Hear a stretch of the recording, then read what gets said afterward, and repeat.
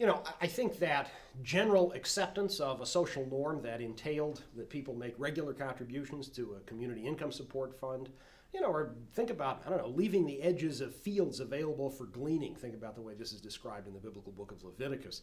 Lots of different options, but there are, in any event, options that could clearly be supported by social norms that would ensure that people who needed economic assistance could get it.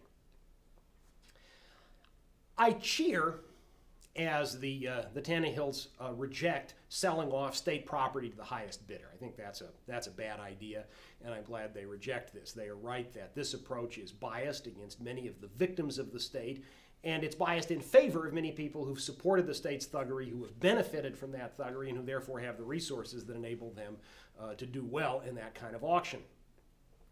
I already talked about this, in terms of how we might handle state-owned enterprises and enterprises that have benefited tremendously from state subsidies and monopolies and so forth. And I direct your attention, if you haven't read it, to Murray Rothbard's great essay, Confiscation and the Homestead Principle, in which he reviews some of the options here and talks about what we might do in the absence of the state, what we might do as we sought to get rid of the state. I think that, so treating state property as unowned, I think, is a very sensible idea. I also think there is good reason, as I've said, to treat this unowned property as capable of being homesteaded by the people who work on it. And, Rothbard and Carson both discuss this. Rothbard's proposal is that we treat a company that gets, say, 50% of its income from the state as essentially a part of the state. Now, of course, there are exceptions to how we might operationalize this kind of rule. People who have actively promoted state violence seem like part of the criminal gang, and there's certainly no reason we want to reward them.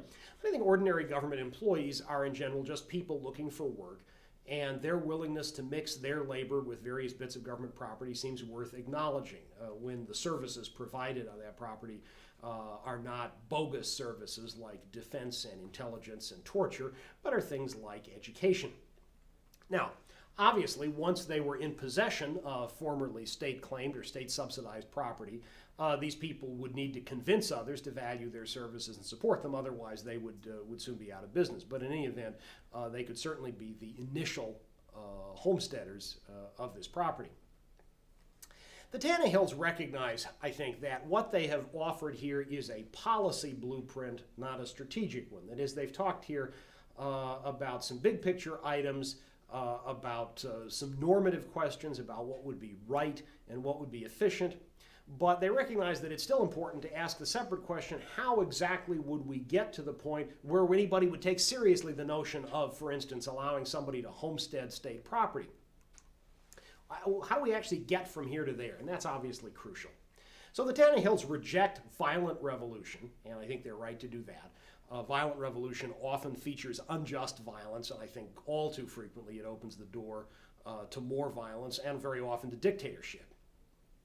And I think that's worth being very skeptical about. I mean, if you say that you're in favor of peace, and I emphasize again that anarchism is fundamentally about peace. If you're in favor of peace, then seeing large-scale, uncontrolled violence is as part of your program is just absurd. Now, that doesn't mean you can't ever legitimately engage in self-defense, but that's quite different from, I think, opening the floodgates to revolution. And I strongly oppose aggressive violence, whether it's in the context of revolution or in any other context. So the Tannehills reject political solutions in principle. Now, I think they probably do that a little too quickly. It seems to me that electoral politics can sometimes be useful, but I also think it's right to say that there are real dangers associated with electoral politics. For instance, co-optation. So I become involved in electoral politics, it can become very easy for me to simply adopt the viewpoint of those on the inside. And clearly that's what happens to a great many people who get involved in electoral politics. Even those who start out with principles very often lose them.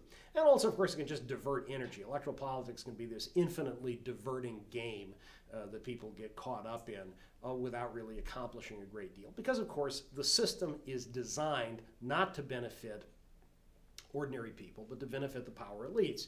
And sometimes you can push back within the system and change things, but it's unlikely that those changes are going to be dramatic or that you're going to be successful for very long.